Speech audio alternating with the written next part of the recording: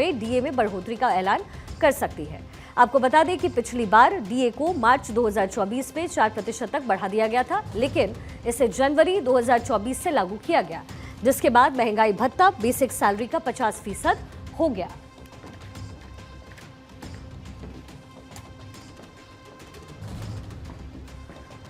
यही पिछली बार डीए के 50% के बेसिक लेवल पर पहुंचने के बाद अनुमान लगाया जा रहा था कि सरकार अब डीए को बेसिक सैलरी के साथ मर्ज कर सकती है।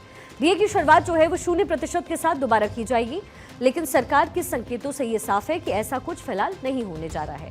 अब इस अटकलों पर कि डीए स्वचालित रूप से मूल वेतन में विलय हो जाता है, वित्त मंत्रालय के एक वरिष्ठ अधिकारी ने स्पष्ट किया कि ये 5वां वेतन आयोग था जिसने महंगाई भत्ते को मूल में विलय करने का सुझाव दिया था।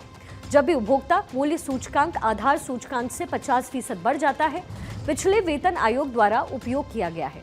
बेसिक पे के साथ डीए को मर्ज करने की खबरों पर वित्त मंत्रालय के एक वरिष्ठ अधिकारी ने साफ किया है कि 5वें वेतन केंद्रीय कर्मचारियों को जल्द एक गुड न्यूज मिल सकता है। जी हाँ, जो केंद्रीय कर्मचारी हैं वो जुलाई सितंबर के लिए डियरनेंस अलाउंस यानी कि डीए बढ़ाने का इंतजार कर रहे हैं।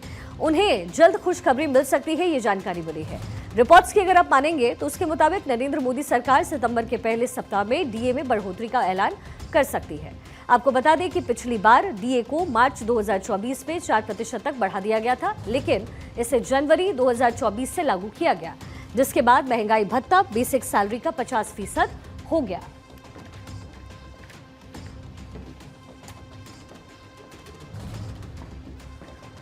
यही पिछली बार डीए के 50% के बेसिक लेवल पर पहुंचने के बाद अनुमान लगाया जा रहा था कि सरकार अब डीए को बेसिक सैलरी के साथ मर्ज कर सकती है।